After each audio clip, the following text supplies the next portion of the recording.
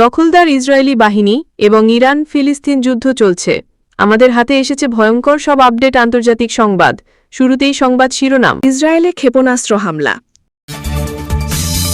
ইউরোপীয় বিভিন্ন দেশকে সতর্ক করল ইরান। জানাবো ইরানের ক্ষেপণাস্ত্র হামলায় ইসরায়েলের অর্থনীতিকে কতটুকু প্রভাবিত করেছে। ইরানের ক্ষেপণাস্ত্র ভাণ্ডারের কোনো ক্ষতি করতে পারেনি ইসরায়েল। ইসরায়েল ও নেতানিয়াহুর পতন আসন্ন, বলেছেন ইরানি জেনারেল। গাজায় যুদ্ধবিরতির সম্ভাব্য সময় জানালেন ট্রাম্প। এতক্ষণ শুনছিলেন সংবাদ শিরোনাম, এবারে বিস্তারিত। তবে অনুরোধ থাকবে ভিডিওটিতে একটি লাইক করবেন এবং কমেন্ট করে জানিয়ে দেবেন আপনার মূল্যবান মতামত। এছাড়া আমাদের চ্যানেলে নতুন হয়ে থাকলে চ্যানেলটি সাবস্ক্রাইব করে আমাদের সাথে থাকবেন। ইসরায়েলে ক্ষেপণাস্ত্র হামলা। ইসরায়েলকে লক্ষ্য করে ক্ষেপণাস্ত্র নিক্ষেপ করেছে ইয়েমেনের হুতি যোদ্ধারা। মঙ্গলবার 1 জুলাই রাতে এ নিয়ে দেশজুড়ে সতর্কতা জারি করে ইসরায়েলের প্রতিরক্ষা বাহিনী আইডিএফ জানিয়েছে, কিছুক্ষণ আগেই ইয়েমেন থেকে ইসরায়েলি ভূখণ্ডের দিকে একটি ক্ষেপণাস্ত্র নিক্ষেপ করা হয়েছে, যে কারণে বিমান প্রতিরক্ষা ব্যবস্থা সক্রিয় করা হয়েছে এবং হুমকি প্রতিহত করার জন্য কাজ চলছে। খবর টাইমস অফ ইসরায়েলের। এদিকে ইয়েমেন থেকে ক্ষেপণাস্ত্র উৎক্ষেপণের পর ইসরায়েলের বেশ কয়েকটি এলাকায় সাইরেন সক্রিয় করা হয়। এ ঘটনার পর বাসিন্দাদের হোম ফ্রন্ট কমান্ডের নির্দেশাবলী অনুসরণ করার পরামর্শ দেওয়া হয়েছে।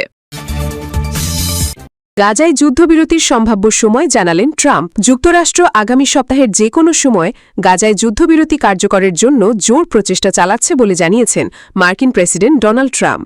আগামী 7 জুলাই ইসরায়েলি প্রধানমন্ত্রী বেনিয়ামিন নেতানিয়াহুর হোয়াইট হাউস সফরের আগে যুদ্ধবিরতি কার্যকর হতে পারে কিনা সাংবাদিকদের এমন প্রশ্নের জবাবে আগামী সপ্তাহের কথা উল্লেখ করেন ট্রাম্প। ওয়াশিংটন থেকে ফ্লোরিডার উদ্দেশ্যে রওনা হওয়ার সময় সাংবাদিকদের তিনি বলেন, আমরা আশা করি এটি যুদ্ধবিরতি ঘটবে এবং আমরা আগামী সপ্তাহের যে কোনো সময় যেন এটি ঘটে সেই চেষ্টা করছি। এর আগে ইসরায়েলকে গাজায় চুক্তি করার আহ্বান জানিয়েছিলেন মার্কিন প্রেসিডেন্ট, কিন্তু বাস্তবে ফিলিস্তিনি ভূখণ্ড জুড়ে আক্রমণ চালিয়ে যাচ্ছে ইসরায়েল। এদিকে ট্রাম্প প্রশাসন ইসরায়েলের সঙ্গে $51 কোটি অস্ত্র চুক্তি অনুমোদনের মাত্র একদিন পরই এই খবর এলো। সূত্র আল জাজিরা। ইরানের ক্ষেপণাস্ত্র হামলায় ইসরায়েলের অর্থনীতিকে কতটুকু প্রভাবিত করেছে। ইরানের সঙ্গে 12 দিনের যুদ্ধে দখলদার ইসরায়েলের অর্থনীতিতে সরাসরি $12 বিলিয়ন ক্ষতি হয়েছে। ইরানের সঙ্গে এই যুদ্ধটি ইসরায়েলের জন্য শুধু নিরাপত্তা ও রাজনৈতিক ক্ষতি বয়ে আনেনি, বরং অর্থনৈতিকভাবেও প্রচণ্ড আঘাত এনেছে। ইসরায়েলি গণমাধ্যমের প্রতিবেদন অনুযায়ী ইরানের ক্ষেপণাস্ত্র হামলায় প্রায় 33,000 বাণিজ্যিক ও আবাসিক ভবন সম্পূর্ণ বা আংশিকভাবে ধ্বংস হয়েছে। এসব ভবন পুনর্নির্মাণে আনুমানিক $6 বিলিয়ন খরচ হবে। ইসরায়েলের অর্থ মন্ত্রণালয় ও কর কর্তৃপক্ষ জানিয়েছে, ক্ষতিগ্রস্ত অবকাঠামো মেরামত ও ব্যবসাগুলোকে ক্ষতিপূরণ দিতে প্রায় 10 বিলিয়ন শেকেল, প্রায় $3 বিলিয়ন প্রয়োজন। এছাড়া ইসরায়েলি স্টক এক্সচেঞ্জে ইরানের তীব্র ক্ষেপণাস্ত্র হামলা অবৈধ শাসনের মোট রপ্তানির 8% বাজারকে মারাত্মকভাবে ক্ষতিগ্রস্ত করেছে। শেয়ার বাজারে আঘাত বিনিয়োগকারীদের মধ্যে আতঙ্ক ছড়িয়ে দিয়েছে, যার ফলে ফিলিস্তিনি অধ্যুষিত এলাকায় ব্যাপক শেয়ার বিক্রি ও বাজারের পতন ত্বরান্বিত হয়েছে, যা ইসরায়েলের অর্থনৈতিক স্থিতিশীলতাকে হুমকির মুখে ফেলেছে। ইসরায়েলি মিডিয়া ইরানের ক্ষেপণাস্ত্র হামলায় ওয়াইজম্যান ইনস্টিটিউট ও হাইফা রিফাইনারিতে যে বিস্তৃত $1 বিলিয়ন ক্ষতি হয়েছে তা উল্লেখ করে জানিয়েছে, ইরানের হামলার ফলে ইসরায়েলের ক্ষতির প্রকৃত মাত্রা ধীরে ধীরে প্রকাশ পাচ্ছে। সূত্র পার্স টুডে। ইউরোপীয় বিভিন্ন দেশকে সতর্ক করল ইরান। ইউরোপীয় ইউনিয়নের ইইউ পররাষ্ট্রনীতি বিষয়ক প্রধান কায়া কালাসের সঙ্গে টেলিফোনে কথা বলেছেন ইরানের পররাষ্ট্রমন্ত্রী আব্বাস আরাগচি। এ সময় তিনি ইউরোপের কয়েকটি দেশের ইরান বিরোধী বিধ্বংসী দৃষ্টিভঙ্গির বিষয়ে ইইউ-এর এই পররাষ্ট্রনীতি বিষয়ক প্রধানকে সতর্ক করে দেন। মঙ্গলবার নিজের টেলিগ্রাম চ্যানেলে দেওয়া এক বিবৃতিতে এই তথ্য জানিয়েছেন আব্বাস আরাগচি। টেলিগ্রাম পোস্টে ইসরায়েল ও ইরানের সাম্প্রতিক যুদ্ধে ইউরোপের কিছু দেশের অবস্থানের তীব্র সমালোচনা করেন ইরানের পররাষ্ট্রমন্ত্রী। তিনি বলেন, ইসরায়েলের সঙ্গে সংঘাতে ইউরোপের কিছু দেশের ইসরায়েল ও যুক্তরাষ্ট্রপন্থী অবস্থান পরিষ্কার হয়েছে। ইউরোপের দেশগুলোর এই অবস্থানের সমালোচনা করেন তিনি, তবে নির্দিষ্ট করে কোনো দেশের নাম উল্লেখ করেননি ইরানের এই পররাষ্ট্রমন্ত্রী। এর আগে মঙ্গলবার মার্কিন সংবাদ মাধ্যম সিবিএস নিউজকে দেওয়া এক সাক্ষাৎকারে আব্বাস আরাগচি বলেন, ইরানের পারমাণবিক শক্তি ও শান্তিপূর্ণ পারমাণবিক শিল্পকে আরও এগিয়ে নেওয়ার দৃঢ় সংকল্প কেবল সামরিক আগ্রাসনের মাধ্যমে ধ্বংস করা যাবে না। তেহরানের শীর্ষ এই কূটনৈতিক বলেন, বোমা হামলার মাধ্যমে কেউ শান্তিপূর্ণ ইউরেনিয়াম সমৃদ্ধকরণের প্রযুক্তি এবং বিজ্ঞানকে ধ্বংস করতে পারে না। গত ১৩ জুন বিনা উস্কানিতে ইরানের বিরুদ্ধে যুদ্ধ শুরু করে ইসরায়েলের সামরিক বাহিনী। ১২ দিন ধরে চলা এই যুদ্ধে দেশটির পারমাণবিক স্থাপনাসহ অন্যান্য অনেক সামরিক ও বেসামরিক অবকাঠামো নিশানা করে ইসরায়েল। সামরিক ও গোয়েন্দা তথ্যের মাধ্যমে ইসরায়েলকে সহায়তা করে আসা যুক্তরাষ্ট্র যুদ্ধের শেষের দিকে ইরানের মধ্য ও উত্তর মধ্যাঞ্চলে অবস্থিত ৩টি পারমাণবিক স্থাপনায় B-2 বোমারু বিমান ব্যবহার হামলা চালায়। যুক্তরাষ্ট্রের হামলায় ইরানের ফোর্দো, নাতাঞ্জ ও ইস্পাহান পারমাণবিক কেন্দ্র পুরোপুরি ধ্বংস হয়েছে বলে দাবি করেছেন মার্কিন প্রেসিডেন্ট ডোনাল্ড ট্রাম্প। যদিও মার্কিন গোয়েন্দা সংস্থার প্রাথমিক মূল্যায়নের সঙ্গে ট্রাম্পের দাবির মিল নেই, কারণ যুক্তরাষ্ট্রের ফাঁস হওয়া এক গোয়েন্দা প্রতিবেদনে ফোর্দো, নাতাঞ্জ এবং ইস্পাহানে মার্কিন হামলায় ইরানের পারমাণবিক কর্মসূচি পুরোপুরি ধ্বংস নয়, কেবল নির্দিষ্ট কিছু সময়ের জন্য পিছিয়ে গেছে বলে জানানো হয়। সূত্র রয়টার্স, প্রেস টিভি। ইরানের ক্ষেপণাস্ত্র ভাণ্ডারের কোনো ক্ষতি করতে পারেনি ইসরায়েল।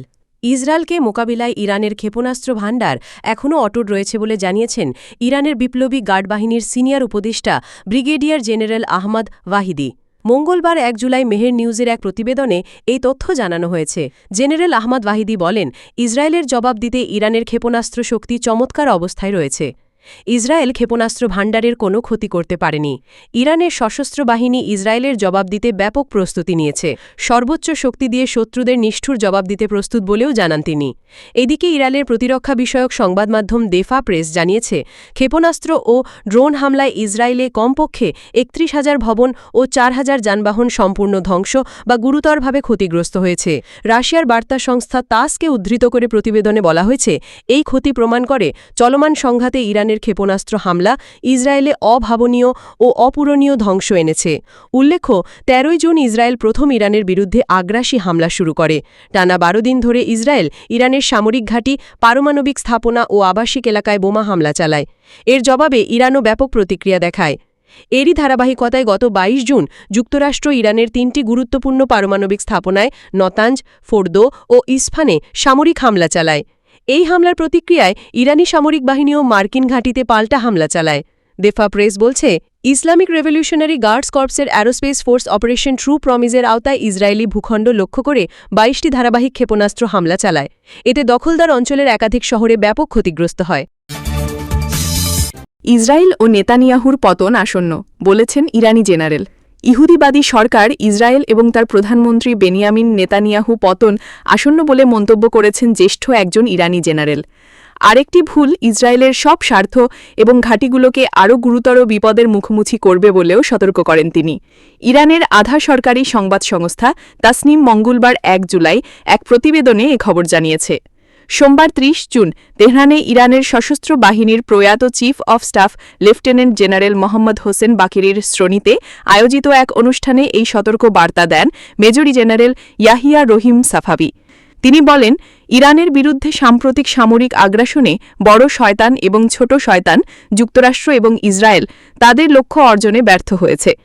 ইসলামী সর্বোচ্চ নেতা আয়াতুল্লাহ আলী খামেনির শীর্ষ সামরিক উপদেষ্টা এই জেনারেল বলেন, ইরানের বিরুদ্ধে সাম্প্রতিক আগ্রাসন ইহুদিবাদীদের মৃত্যুর চক্র ত্বরান্বিত করেছে। জেনারেল রহিম সাফাভি বলেন, ইহুদিবাদী শাসন ব্যবস্থা এবং নেতানিয়াহুর পতন আসন্ন।